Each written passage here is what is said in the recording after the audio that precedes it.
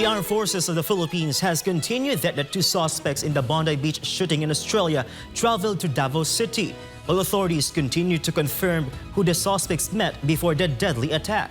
Almar Forsuelo tells us more.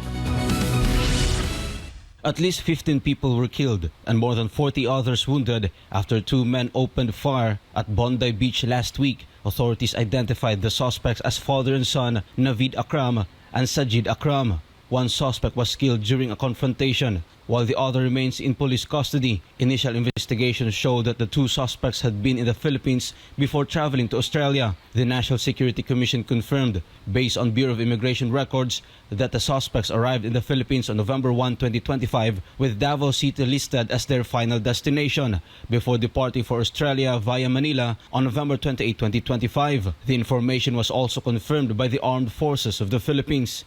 Sa ngayon, ang info pa lang na nakukuha natin is that totoo yun, nakarating sila dito sa Pilipinas.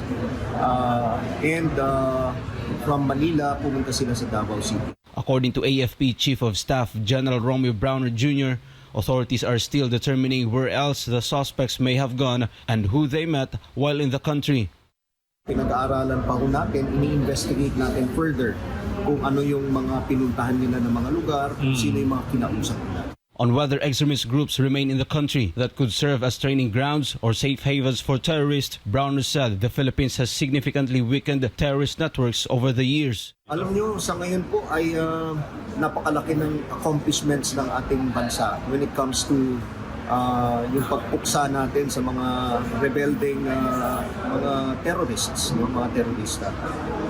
From a high of 2,000 noon, bumaba po ito ng Marawi Siege. Ngayon po, konti na lang sila. Konti na lang talaga.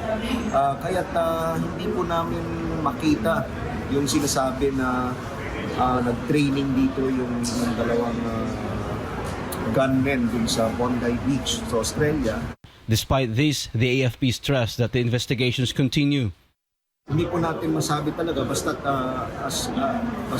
iniimbestiga po natin. Hindi lang AFP nag-iimbestiga dito but the other agencies as well. In Australia, some residents are criticizing their own government over concerns of growing extremism in their country. For God, my beloved Philippines, Almar Forsuelo, SMNA News.